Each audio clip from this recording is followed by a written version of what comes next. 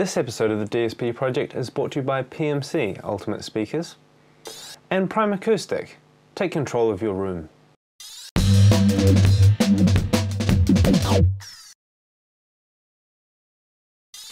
Hello and welcome to the DSP project. I'm your host Rupert Brown, and joining us for our special on monitoring is Mr. Peter Thomas of PMC. Hi. Thank you very much for taking time out and having a chat with us. No problem. So I'd like to talk a little bit first about your history and how you've come to be where you are today. I understand you started out in the BBC, is that right? Did, yeah, back in the 70s. Although before then I was a hi-fi enthusiast and was really into speaker design. And it wasn't really until I worked at the BBC that I got involved in speaker work. I always loved music, so I managed to get into the music studios. And so I was involved with the sort of the technology and looking after the technical facilities in big music studios for the Radio 1, Radio 2 sessions and the Radio 3 classical music sessions. When I looked after those facilities, there was a kind of requirement for a high-level monitor that was kind of a hi-fi sounding monitor, a really high-end monitor, but would go very loud, would match their speakers they had in their smaller studios. And the trouble is that there was nothing really on the market then. You know, there was the very loud monitoring speakers that weren't, I mean, they produced high levels, but they didn't have the quality. And so with the work that I was doing at home and also some of the loudspeaker work I was doing at the Beeb as well, they said, you know, if you're developing something, bring something in. And that's how we got to designing the BB5s. And we put in some prototypes in 1990 and they decided to buy 3 pairs. So unfortunately I had to leave the BBC then because it's a publicly funded broadcaster, I couldn't be seen to be, you know, profiteering from working there, and so I had to leave, which was quite a big decision because you know, it wasn't really where I was going originally. But I was doing it with my friend and ultimately business partner Adrian Loader, and we both decided that we'd do it. We'd set up PMC in 1991.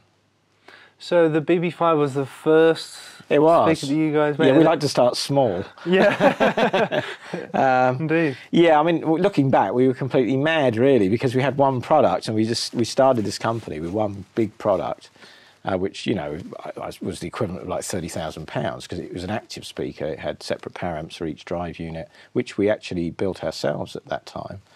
And so it was it's a pretty expensive product. It was only one product, and we quickly decided that we ought to start developing some other products so that we could survive. So then we went to the other extreme, and we thought nobody was really using transmission line technology then. Most of the companies that had come and gone in the 70s had sort of had some success, but it had never really taken off. And so, you know, with the success of that, we decided to build the smallest transmission line speaker, which was the LB1, which was a very small little monitor. So we went from one extreme to the other, really. So you touched on advanced transmission line. Yeah. What is that? What's that all about? Well, I mean, like all speaker technologies, the roots of them all exist from the 1920s and 30s when the first guys started designing speakers that would work with valve power amps. But it wasn't until the 60s that a guy called Bailey came up with this principle of mounting a drive unit at the end of a very long tunnel, which was filled with damping material at that time. Was long-haired wool, which was kind of teased out, and they filled all the cavity with it. And it worked after a fashion, and there were quite a few companies that sprung up in the early 70s to use the technology, but because it wasn't really developed that well, and there was some principles about it that wasn't very well understood, it didn't really, it took off for them for a while, but then sort of fell into disuse, really. I actually, as a hi-fi guy, had got a big pair of these transmission lines at home, some early designs, and I loved the sound of the bottom end of them, but also the mid-range and top. And I didn't realise why the mid sounded so great on them. It was because the distortion in the bass was so low, it allowed the mid-range to sort of freed it, if you like. And the only other speaker I really liked at that time were these big old electrostatics, but I mean, they don't go loud enough for most music, and they're very difficult because they're big panels. So, and again, I didn't realise why I liked them back then, but again, it's because the distortion's low in the bottom end. So when it came to designing a speaker, that struck me as a good principle to start with, but it proved to be really difficult to get right, and I think that's why most people don't use it. I mean, we built 4 prototypes before the BB5s, and the first two were absolutely awful, you know. So we learnt a lot in those first few years. Okay, and so once you've sold this initial set to the BBC, Yeah. Was your target audience, your next couple that you built, was that aimed at professional studios, or did you guys move into the hi-fi market first? Well, we kind of fell into the hi-fi market, really. I mean, we were the professional monitor company. I mean, we soon abbreviated that name to PMC because it was rather a long name to remember and have in print. So the problem with it was that that you know, although the professional world is a big market and that's what we were going for, we were interested in consumer market as well. So we kind of really fell into the consumer market through the LB1 and then a few other models after that, which we designed for the pro world, but actually crossed over into the consumer world. And we had a few hi-fi stores contact us and say, oh, we've seen these, you know, do you want us to, you know, try them? And we started selling through a few dealers.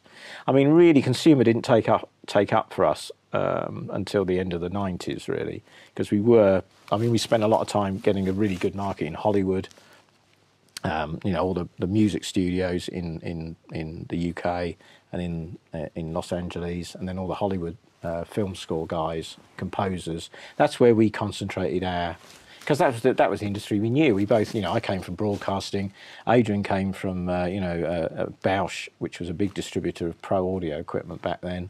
So we had contacts in the broadcasting and music worlds, and that's what we sort of majored on, if you like. But kind of almost by default, we started getting into the consumer world. The hi-fi market found you. It did, really, yeah. Well, the other thing, of course, is a lot of we got this situation like Brian May and Robbie Williams. They recorded their albums on our speakers, and they thought, actually, can I use them at home? You know, and they bought pairs and put them in their home. So I think, you know, that helped as well. And then we started thinking, actually, that would be quite a good angle to get into the consumer industry, because, you know, your album's recording on our speakers. Why don't you listen to it at home on our speakers? Which seemed like quite a sensible thing. So Robbie Williams very kindly said he'd do an advert for us for absolutely nothing, which was amazing. Wow. And it was just at his peak in 99, 2000, when he really started to soar in popularity. So he did this advert for us, and we put it in the hi-fi press, and we launched a product specifically for the hi-fi business as well, because most of our products cross over into both. You can use them in both worlds, although floor standers tend not to be so popular, obviously, in studios, tend to be high stand mounts. So we developed a floor standing version, if you like, of some of our speakers, and that really took off there. We were just up at the factory before, and I see that every single component that comes in, not only do you test everything for it in a box, it's also you sort of rate each one to make sure that you've got matching sets of every part. Yeah. I don't know of I'm involved with a few different speaker manufacturers before, but I don't know anyone that does that. The amount of detail that you guys well, that's clearly important, having it matched. I mean, you know, to be brutally honest, speakers are the weakest link in the whole chain. You know, they've got the worst distortion. They've got they're just generally the weakest link in the system, and it's because they're a mechanical device. And the only way you're ever going to narrow down the variations is by doing that kind of work. You know, really getting low tolerance components, measuring and testing each drive unit, so that, you know, you're trying to reduce the variation. One of the things I always found out, I mean, when I was at the BBC, I was very lucky because I was involved with speaker design there for their designs. I used to go and visit all the other speaker companies around Europe, which was quite interesting, seeing how they did it. And the first thing I noticed, and I was really surprised because it seemed normal to me, but none of them listened to all the speakers that they made. I mean, we listen to every pair of speakers we make here, put them in a booth, and we compare it with a reference. So there's not one pair of speakers that goes in a box that we haven't played speech and music through just to make sure finally that it's all okay. I mean, theoretically it should be perfect because you've measured everything, you know, leading up to that. But I think, you know, to me, for my personal satisfaction, I want to make sure you plug it in and it works, you know. And I was really surprised that nobody does that. And I think a lot of the procedures we use here, I did pick up from the BBC, which of course wasn't a commercial outfit. So you could argue that it's not financially viable to spend all this time measuring and testing and everything. But I think that's why we're still here 20 years on, because, you know, people, you know, if you go and listen to a pair of speakers in a studio or in the home, and then you go and buy a pair, they will sound the same as that pair you heard. And surprisingly, that's not that often the case, that yours might be 20% different to the ones you heard. And I mean, that's a big difference. I mean, especially if it's a driver thing or if it's a crossover thing. So I think, you know, the attention, and to be honest, although it takes more time and it makes your speakers that much more expensive, I think it just gives people confidence that, you know, they're going to do what... You know what you're getting. Yeah, that's it, really. That's how I'd want it. I mean, when I want to buy something, I want to feel confident that the guys that have made it... And the other thing is my guys make the whole thing. You know, they don't just do one part. They do the whole build, and they do the listening, which is interesting because most of them said, oh, we'll never be able to do the listening. You know, you've got golden ears and we have. And I said, no. People who say that are just trying to make themselves sound important. You know, you've got just as good, you know, you've got ears like I have. It's just training, you know. And, you know, they all learn it. And it's nice for them because when they've built a pair of speakers, they sign in the book that they've built them. And they've done everything, you know, which is a much more interesting job as well than screwing one thing in and moving it on, you know. So, again, it's a kind of handmade, you know, you feel, you know, 99.99% sure that that product is, you know, A1 when it gets to you in the studio, you know, or in the house or whatever. Very nice. It's good fun.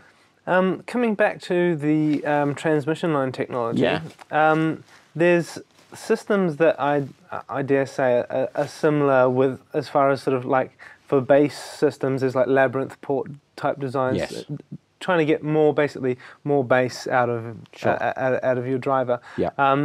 But as far as my limited understanding of those systems go, is they're tuned to a specific frequency. Yes, they are.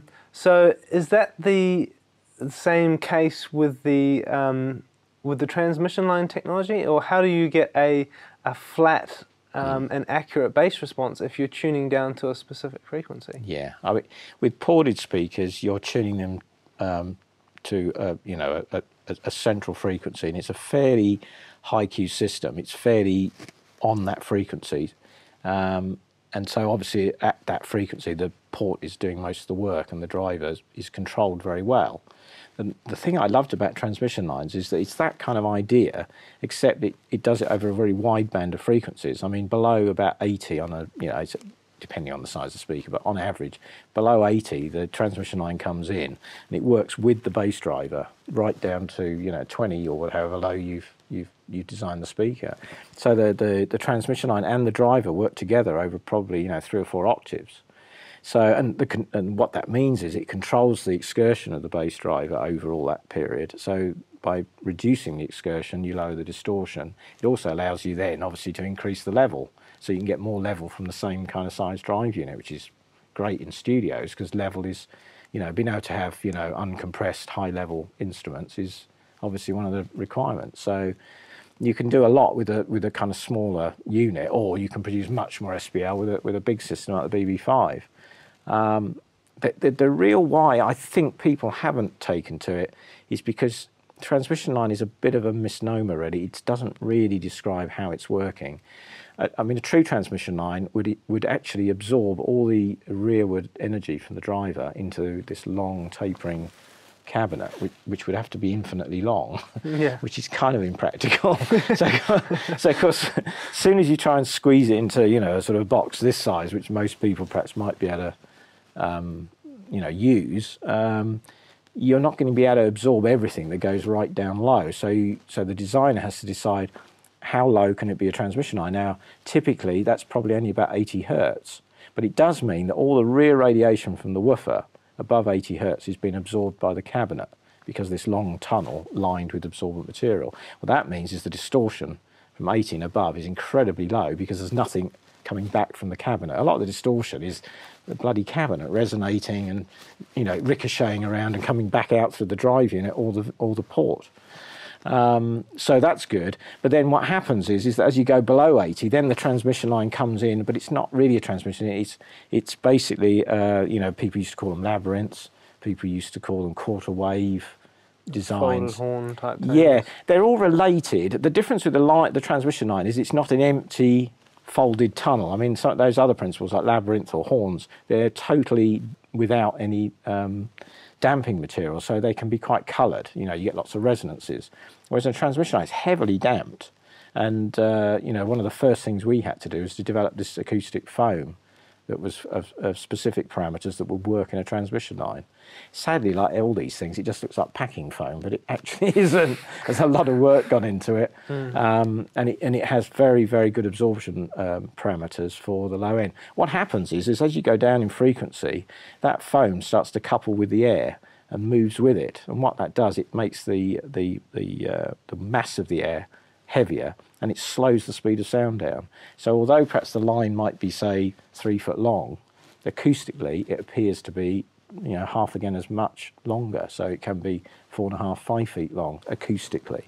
So you can often produce much lower frequencies than what your, you know, the size of the box would immediately make you think it could go down to.